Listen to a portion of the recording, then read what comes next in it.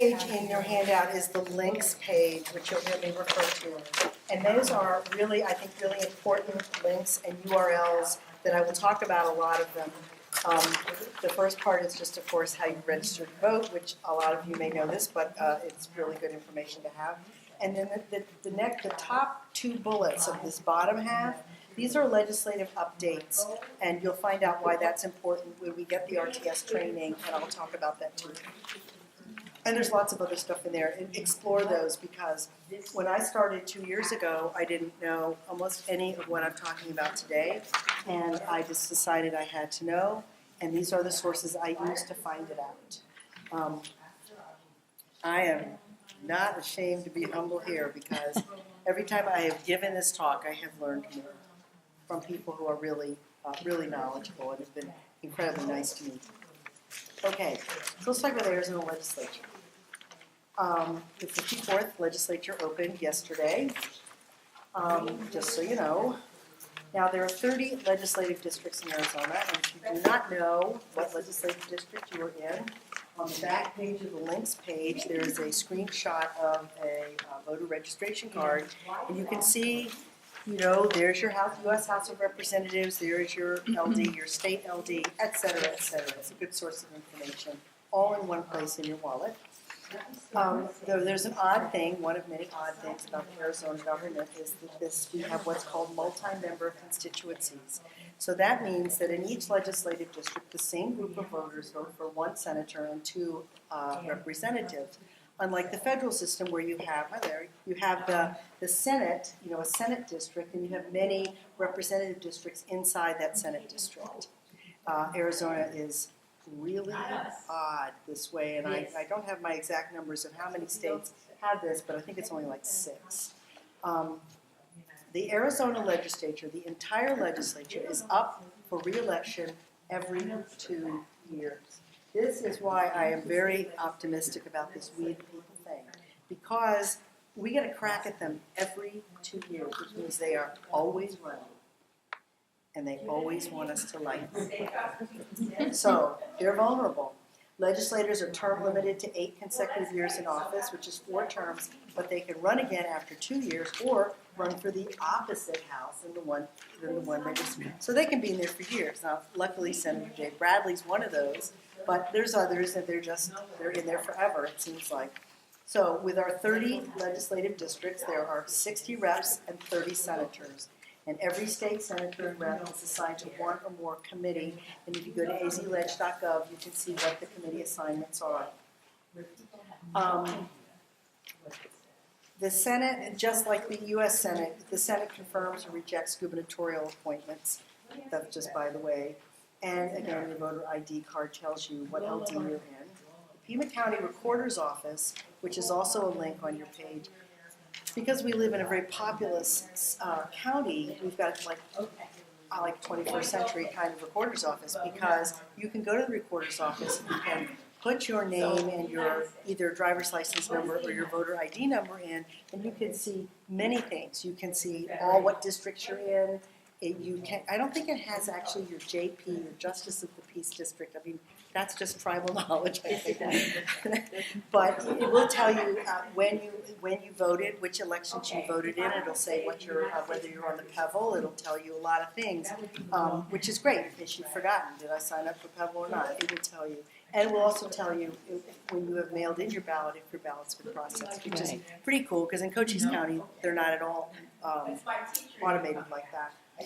So, again, don't mix up your CD with your LD, because how many of us have tried to do that at least 2 years ago? What's the website for you said, the voter?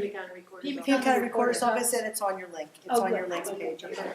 So, how many LDs do we have here? Anyone from LD 2? 3?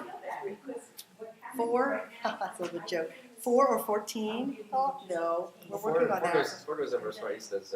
Yes, it does. It goes very far east. It's the sweet ones. And LD14, can anyone remember where LD14 is? Rita Ranch, it includes Rita Ranch. It does, but it also is Rita Ranch. That's exactly right. It's got a little slice in Pima County, all of Cochise, Greenlee, and Graham County. So I always laugh about that because they're not even centrally organized, but we're going to get them, okay? Okay, LD9, LD10, 11. Oh, we had some 11s over there. Okay, so in case you don't know who your representatives are, God bless you. The House Speaker is elected by the Majority Party Caucus, and the Speaker for the 54th pledge is Rusty Bowers.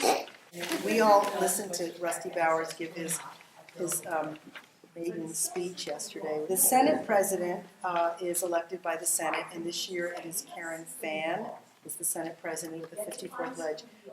Now, Senate President, in most states, the Senate President is the Lieutenant Governor, who is elected on a ticket with the governor.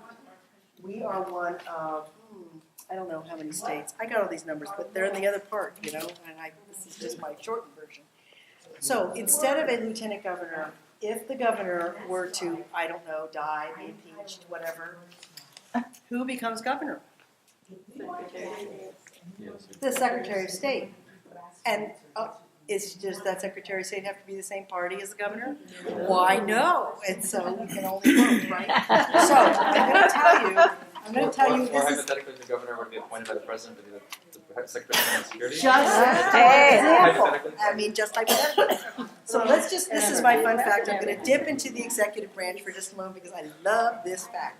Because of a string of deaths in office, resignations, and one impeachment, Arizona has not had a governor whose term began and ended because of normal election circumstances since, name that governor and the year he left office. Babbitt. Huh, no. Jack Williams, 1975. Really? Oh, when I first moved here in 1988, I thought, what the heck is going on here, you know? Wow. But we did get the fabulous Rose Mofford, so I'm not complaining. Okay. And if you don't know who Rose Mofford is, I'll look her up. Okay, so what happens is that there's a 100-day legislative session. And it starts in January and it ends at the end of April, roughly. The end is the rough part. It always starts on the day it says it's going to start. The governor can also call for special sessions inside the regular session. We had at least two of them that I know of last year. That was the opioid session and the gun safety session. And the work of the legislature stops during those special sessions, and they deal with the thing that they want to deal with. The governor cannot, of course, dissolve a Congress. So the way this works, and we'll go over this life cycle here, is the bills are dropped. That's the term they use at the beginning of the session. And the Speaker in the House, or the Senate President in the Senate, decides which of these bills goes into committee. Just so you know, these are the kind of numbers we're talking about. In 2018, 1,206 bills were dropped, and that is in January and February largely. And then they were introduced in regular session. 369 of them made it through the legislative process to the governor's desk, and 346 of them were signed. So a vast majority of these bills, which if you read them, you can understand why this happens, never see the light of day.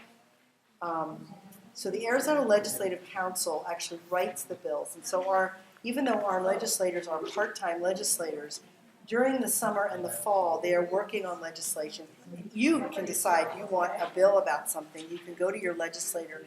They say, man, that's a great idea for a bill. They will go to the Legislative Council who will help write the bill, write the language.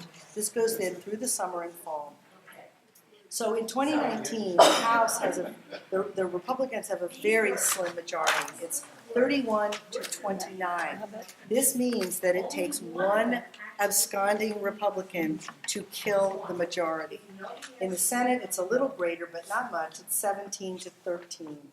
However, of course, being in the majority, every one of the committees, there is a Republican chair and a Republican majority in each of them. The Senate has 12 committees, but the Republicans and the House has 20 committees. And someone said, why are there so many committees? Well, they wanted to give out chairmanship, so they just make these committees. So there are various ways. There's 3 readings of a bill. Readings is a funny word until you realize that in 1912, a lot of people couldn't read. So they actually read these bills out loud. The first reading, and these are very pro forma readings. The first reading happens when the bill is introduced. And I talked to Pam Powers Hanley's executive. Did I tell you guys this yesterday? You were all like gallivanting with the rich and famous on the floor. I talked to Emily, who's Pam's administrative assistant. She used to be a Senate page, and she told me how these bills are read, and that is the best reader, they pick them, just says, okay, HB 1001, and then they read the title really fast, and they get to where they just get the best and fastest readers, and they just read it really, really fast. That's all they read, the title. Oh, that's It's very pro forma. So the second reading of the bill happens in committee, and then the third reading of the bill is before the final vote. In no way does the bill ever actually get read in full, because that would be nice. Whoa, that'd be really long. So there are ways that bills can die. The bill can be dropped. The speaker or the president of the Senate or the House can simply pocket the bill, and the bill is never sees the light of day, unless. Just remember that word, unless. Just keep it unless. Okay. The committee chair, it's assigned to one or more committees. The committee chair can pocket it, and if it doesn't get out of the committee, it doesn't go to the other committees. So one committee person can kill it. That's one way. The committee can vote on it and vote it down. And it must pass all the committees. It dies unless it can die in a voice vote on the committee of the whole, which is basically the floor debate, and it can die in the final vote. And the reason I say unless is because of the concept of the strike-all amendment. A strike-all amendment simply takes the bill number and replaces every word of its language. So Murray was telling me that the bathroom bill a couple of years was a strike.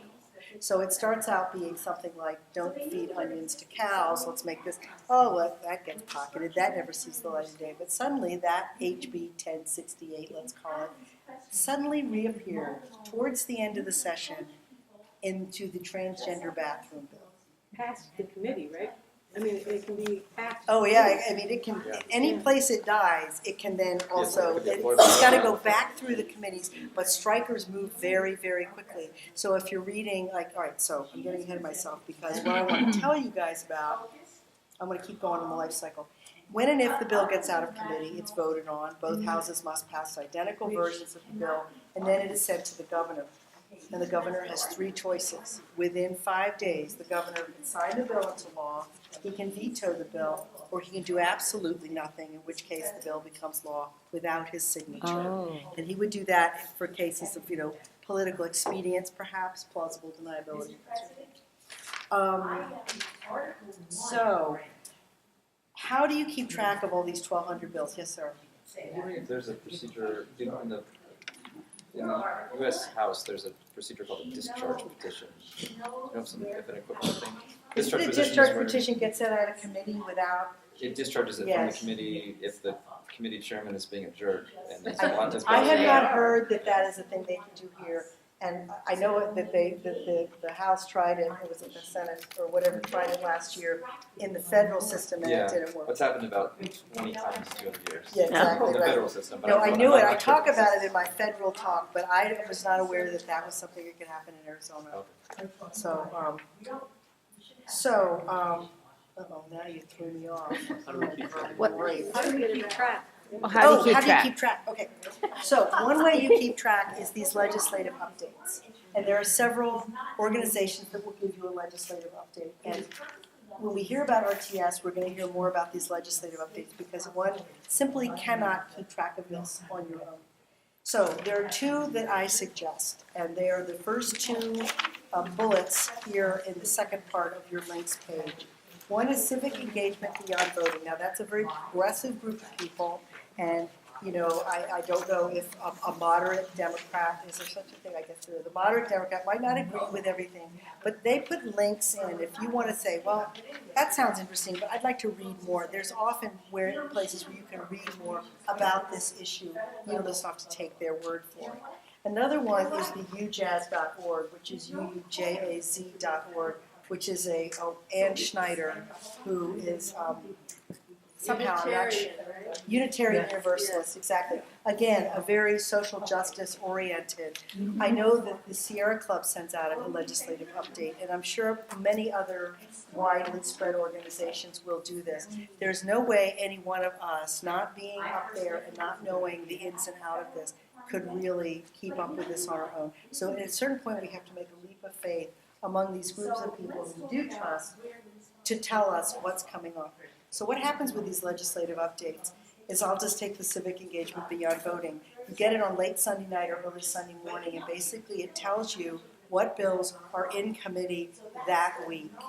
And the last piece of your handout is, excuse me, the committee assignments, where they are and what days of the week they are and what time they are. Those are set times, and so say you get the civic engagement, we call it the Melinda Iyer report, because Melinda Iyer is the one who puts this report together. So you get it, and it says, okay, this is happening at 2 o'clock on Monday. So if you're going to do request to speak, you only do request to speak when something's on a committee agenda. You cannot do request to speak at any other point in the life cycle. You can call your legislator for this or that purpose, but request to speak specifically is only when a bill is in committee and on an agenda. So you look at this newsletter and it says, if you have 20 minutes, these are the 4 that you should concentrate on. If you have an hour, if you have 3 hours, and that's how I spent my Monday mornings in 2017. Boy, was I glad when that legislature ended. So you can really get sucked into doing this. Yes, ma'am. Which of these sources is that link? Lori will show you. That one, the first one? Yeah. So, I've been talking really fast, and I usually do this in an hour, so this is like really truncated. Oh, yeah. Does anybody have any questions if I skipped over something? Don't ask me any more about strike amendments. Oh, really? Okay. I wanted to. Yes. But Another that's all right. question, I just want to say that Melinda's report is live, it's a Google Doc. Correct. So during the week, she'll change it. That's right. For instance, if What something, is that? Melinda Iyer's report is live, it's in Google Docs. So if you look at it on I'll Monday actually show morning. it. Great, perfect, Allison. So what it'll do is it'll say, look at these 4 bills, and one of them's in committee on Tuesday. She will update the document to say it passed committee on Tuesday, or it died in committee on Tuesday. So you update it, so by the end of the week you have a marked up document about where all these bills went during the course of the week. So that's important. Strike, this is this top one. Okay? And their website is so clear. Are you part of them? Are you in them? With them? No, but I'll show the Yes, website. you'll when I see show, it, yeah. because it's very clear, and where you click is very, very obvious. The strike all amendments, I am determined to get with a legislative historian and find out how the heck they invented strike all amendments. Yes, ma'am. So say you're an interested citizen and you really want to know which bills are really important to comment on. So is there any place that says this is really, really Yes. important, this is an emergency? These, the legislative updates do precisely that. They will say that. There's plenty that they never even consider because they are looking at progressive issues and social justice issues, and the stuff about onions for cows, they're not really paying much attention to, unless it's like poison onions or something. But it's really those two, they focus on the issues that I think all of us care about. So if you want to follow this, if you want to comment, you're up on this website every day? No, well, you can. So you look at it on Monday morning, and you look at that Google document that's live, and then it might say, check back on Thursday morning, because if it gets through this committee on Monday, it's going to another committee on Thursday. Oh, so it'll tell you. It'll guide tell you. when It might not go through that many committees in one. Does it go through one committee a week? Or can it I go? don't think there's a set rule. There's also a thing called fast track, which they will flag when that starts to happen. And that's when bills are introduced in the Senate and the House with the exact same language at exactly the same time to move them quickly through. And so often she will flag those and say, pay attention, this is a really bad bill. I think the only committee that every bill has to go through is the Rules. Rules Committee on the House side, at least. I'm not sure if the Senate. It's true, yes, I think both sides, and that's the last one. And can we comment? Can we use RTS when it's in the rules committee also? It is, anytime it is on an agenda in any committee. Okay. And other than that, if you look at your Kill Bill guide, the blue bubbles tell you where you can have a voice. And it's only here, comment with RTS, is when a bill is in committee. These other times, you're calling the Speaker of the House, and I was saying to the other group, when you call a legislator in Arizona, it is not like calling the feds. You're not talking to his staff. You are talking to a shared administrator of the system who answers the phone. Hello? And you hear crickets in the background. I mean, it's a really quiet place. And so you're talking to them, and they're happy to take your comments. I mean, I think until 2 years ago, nobody ever called. Yes. Anybody else? Yeah, Yes. Pamela Powers Hanley said that it's best in her case because her assistant turned over so often Mhm. that there wasn't consistency in taking those notes and they weren't necessarily being logged. But it's better to Send her an email. yes, Yeah. or her form. What's that? Yes, Form that's is true. what she said. And just want to, and I'm sure you're going to talk about this too, Allison, but you say, okay, well, all these committees have Republican majorities, and what the heck use is going to be all this yelling on RTS? Well, here's where it's going to help. It may not sway the committee, and by the way, with the request to speak, you can either just be commenting up and down with your thumb, or you could say, no, I want to come to Phoenix and talk. And you have a set amount of time. So here's another little tip. If you're at some environmental committee and you want to talk about water issues, and Kirsten Engel from LD10 is on there, and she's a friendly, right? So you talk to Kirsten before and you say, I'm coming up to talk.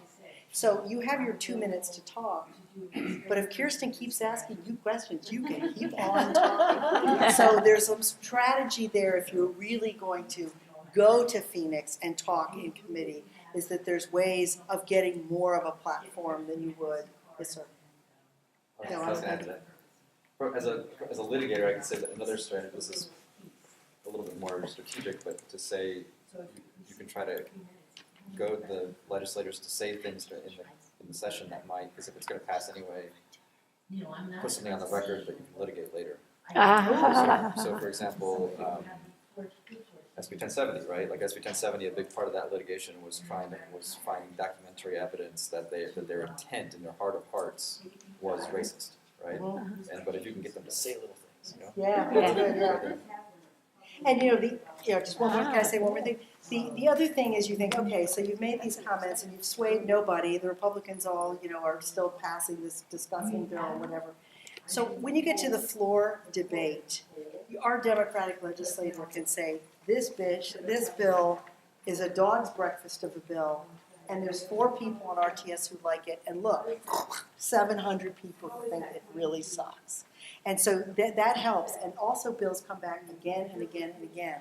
Democrats keep introducing the bill year after year after year, and they finally have the weight of numbers. It's like for the last 12 years, these 14,000 people really think this is a good idea. It starts the weight of voices. It's just voices in the hopper.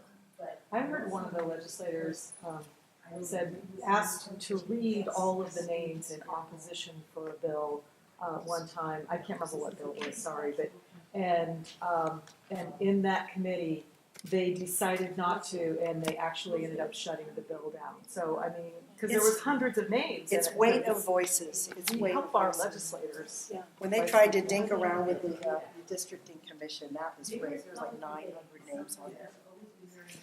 They're dinking around with the redistricting commission again this year, by the way. They're trying. What are they trying to do? They're trying to change it so there's 3 Oh, yeah. Republicans, 3 Democrats, 3 independents, sort of like what they tried. So it's an SCR or HCR 2002, I think. So keep your eyes on it. Thank you. And I'll stick it on that.